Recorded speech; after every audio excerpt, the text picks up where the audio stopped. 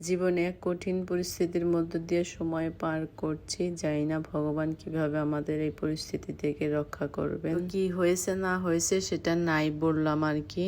তো সবকিছু তো আর সব সময় বলা যায় না, আর এই পরিস্থিতি থেকে ভগবান জানি না কিভাবে কি আমাদের রক্ষা করবেন, তবে যেটাই করবেন জানি ভগবানের উপর সেই ভরসা আছে আমাদের ভালোই করবে আর কি। এই পরিস্থিতিতে অনেকে আমার পরিচিত আশেপাশের জনরা মনে করতে পারেন যে ভিডিও ছাড়ে বা ভিডিও করি। হ্যাঁ, এই অবস্থায় এখনো ভিডিও করে যাচ্ছি, তার একটাই কারণ হলো পেজে রিচ ডাউন হয়ে যায়। এর আগে বাড়িতে গিয়েছিলাম কিছুদিনের জন্য, ভিডিও ছাড়া হয় না, একদম রিচ ডাউন যে হয়ে গেছে, সেই রিচ এখন আর ভালো হচ্ছে না আর কি। যাই হোক, তার জন্যই রেগুলার ভিডিও করে যাচ্ছি।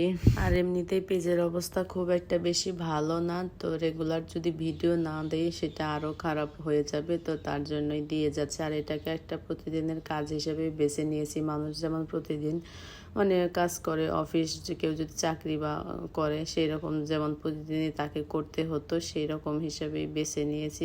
অনেক কিছুই বলে ফেললাম, যাই হোক। আর আজকে হলো বাজার করে নিয়ে আসলাম হাজবেন্ড আর আমি মিলে।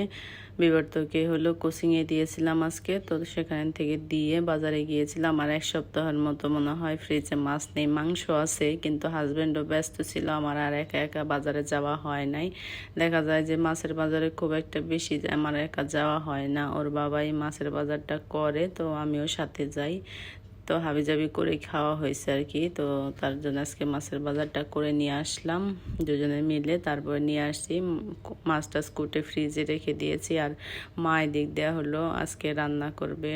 সে প্রথমে মাছটা ভেজে নিয়েছে, বলতেছে আমি মাছটা ভাজি, তারপর চাল কুমড়াটাও কেটে নিল, বলছে আমি আজকে রান্না করি। রান্না বলতে মা মাছটা ভেজেছে, আর এই যে চাল কুমড়া দিয়ে যে একটা ঘন্ট করবে সেটা আজকে করেছে। পরে মাছের তরকারি করেছি, সেটা আমি আর কি। তো যেহেতু করতে চেয়েছে আর না করি নাই যে করুক আর কি। যাই হোক, এই যে মাছের ঘন্টটা মা করলো, আর মাছের তরকারিটা এখন আমি করছি। আলু দিয়ে মাছের তরকারি করছি, মাথাটাও তরকারিতে দিয়ে দিয়েছি। আর মাছের যে মাথার সাথে যে কাটা কাটা থাকে সেইগুলা দিয়ে ঘন্ট করা হলো। তো রান্না বান্না শেষ করে এখন রান্নাঘরটা একদম পরিষ্কার করে নেব, চুলার পাটটা মুছে নিচ্ছি। আর যেহেতু মাছ আনা হয়েছিল, ধোয়া টোয়া করা হয়েছে, তো ভাবছি যে সিঙ্কের এদিক দিয়ে পরিষ্কার টরিষ্কার করে একটু গরম জল ঢেলে দিব, তাহলে মাছের আঁশটার একটা যে গন্ধ থাকে সেটা আর থাকবে না। আমি মাছ আনলে এইভাবেই করে থাকি আর কি।